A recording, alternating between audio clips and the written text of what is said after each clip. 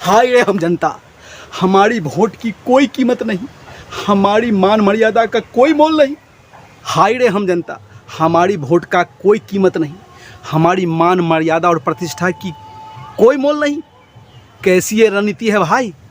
नमस्कार दोस्तों, सभी भाइयों का चेतना जागृति मंच पर स्वागत है। हाय रे हम जनता, हमारी वोट की कोई अहमियत नहीं, हमारी भावनाओं की कोई कद्र नहीं। चढ़ावा चढ़ाते हैं राम को और पहुंच जाता है घनश्याम को। भाई ये कैसी राजनीति है, कुछ समझ में नहीं आता।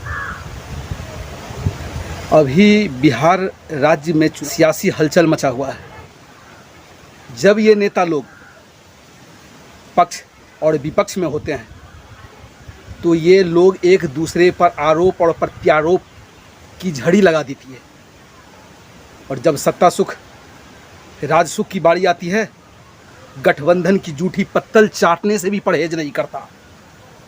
ये कैसे नेता लोग, ये नेता लोग हम लोगों को आपस में बांटना सिखाता है। किसी भी पार्टी से हमें कोई मतलब नहीं होनी चाहिए, सारे के सारे पार्टी एक ही है। सिर्फ दिखाने के लिए ये अलग अलग चुनाव चिन्ह लेके मैदान में खड़ा होता है, और हम जनता को बेवकूफ़ बनाकर हमारी मतदान को ये लोग गलत उपयोग करता है। ऐसा नेताओं पर हमें कभी विश्वास नहीं करनी चाहिए। अब देखिए, जिस समय जेडीयू बीजेपी के साथ मिलकर राज चलाता था, उस वक्त की बात है। आरजेडी के नेता तेजस्वी जी ने नीतीश पर कैसा तंज कसा था। उसने कहा था कि नीतीश भ्रष्टाचार का भीष्म पितामह है। अब बताइए, इसके बाद उसने फिर एक बार तंज कसा और कहा कि बचपन में मैंने रील पर एक फिल्म देखा था जिसका नाम था चाची 420, और अब रियल में मैंने जो फिल्म देखा वह चाचा 420 है। और यही क्या, इसके बाद उसने ये भी कहा कि नीतीश जी का नल जल हर घर योजना नहीं है, ये धन जन योजना है, जो कि उसके अधिकारी और उसके मंत्री सबको इस करप्शन में मिली भगत और बंटवारा होता है। और यही नीतीश जी आरजेडी पर आरोप लगाया था कि ये तो अभी बच्चा है, और इसके पिताजी जंगल राज का माहौल बना के रख दिया था और घोटालाओं का सरदार है। जब ये लोग एक दूसरे पर ऐसा आरोप और प्रत्यारोप लगाते हैं तो आज क्या नीतीश जी दूध के धुले हो गए? आरजेडी ने गठबंधन कर लिया और सरकार बना लिया, और क्या आज आरजेडी पाक साफ हो गया, जिससे जेडीयू ने हाथ मिलाकर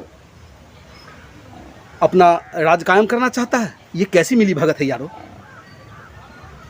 ये नेता लोग सिर्फ कुर्सी की लालच में ही हम लोगों को बड़गलाता है। दोस्तों, अपनी चेतना को जगाओ, अपनी आत्म चेतना को जगाओ, और ऐसे नेताओं पर कभी भरोसा मत करो, कभी भरोसा मत करो दोस्तों।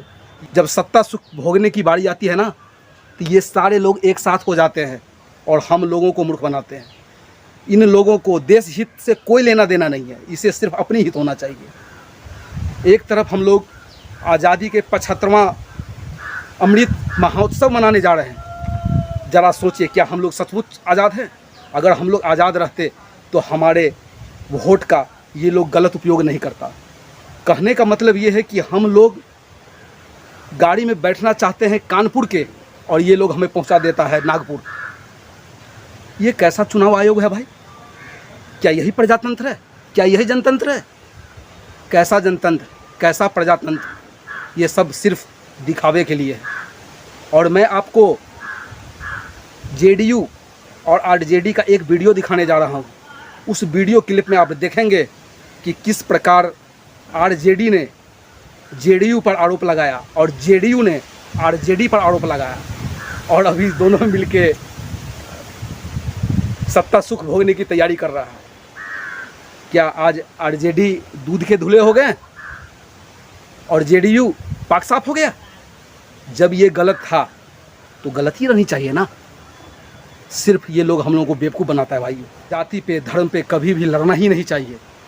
अगर आप में देशभक्ति की भावना है और देश के लिए ही आवाज़ उठाइए। जब इन लोगों में खुद एकता नहीं है, तो ये देश को एकता के माला में कैसे गूँथेंगे, ये कभी नहीं हो सकता। इसलिए मैं बार बार कहता हूँ दोस्तों, इस नेताओं के चक्कर में मत पड़े।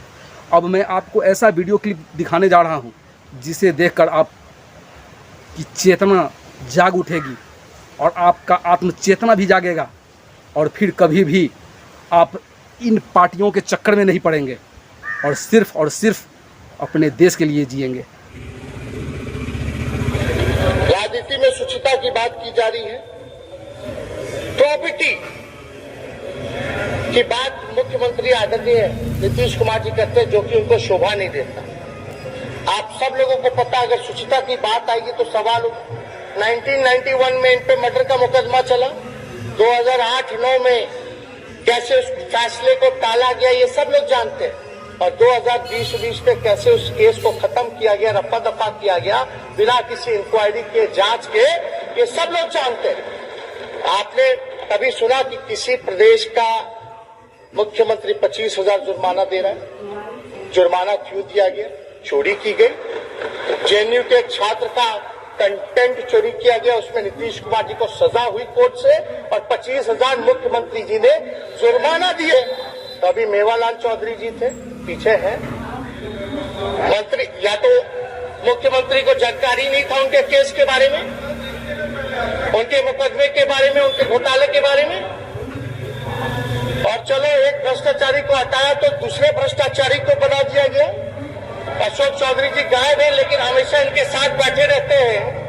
अशोक चौधरी जी का, अगर मुख्यमंत्री जी उनकी वाइफ का अगर चार्जशीट अगर नहीं पढ़े हैं तो हमारे पास है ये चार्जशीट में, उसमें लिखा है कि उनके हस्बैंड भी इन्वॉल्व है। ये हम पढ़ के भी सुनाते, बोर्ड मीटिंग अटेंड करते थे अशोक चौधरी। बकवास ही बोल रहा है, तो आप जांच करवाइए और इसके खिलाफ कार्रवाई होगी। ये झूठ बोल रहा है, मैंने ठान दिया था, मेरे भाई समान दोस्त का बेटा है, इसलिए हम सुनते रहते हैं, हम नहीं कुछ बोलते हैं। और इसके पिता को किसने बनवाया था? विधायक दल का नेता, क्या पता है? इसको डिप्टी चीफ मिनिस्टर किसने बनाया था? जब इस पर आरोप आया, हमने कहा एक्सप्लेन करो। जब एक्सप्लेन नहीं किया तब हमने छोड़ दिया।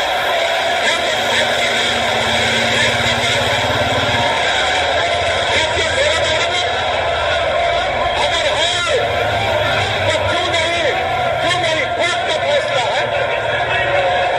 हमने तो नहीं कहा था कि ये सारे लोग एक बात को जानते हैं, कौन नहीं जानता? अगर किसी बात को जानने के आधार पर अगर इसी तरह से हम चले ना, हम बर्दाश्त करते रहते, हम कुछ नहीं बोलते। क्यों नहीं एक्सप्लेन किया? क्यों नहीं सरकार ने एक्सप्लेन किया था? आज चार्जशीट है, आज चार्जशीट बनाएंगे। मैं एक बार फिर कहूँगा कि मेरी भावना सिर्फ इतना ही होता है कि आप लोगों में सिर्फ मैं चेतना जगाऊं, और जिस दिन सारे जनता में चेतना जाग जाएगा, मेरा देश आगे बढ़ेगा, आगे बढ़ेगा, आगे बढ़ेगा। जय हिंद, जय भारत। अगर ये वीडियो आपको अच्छा लगे तो कम से कम सब्सक्राइब ज़रूर कीजिएगा और शेयर भी ज़रूर कीजिएगा।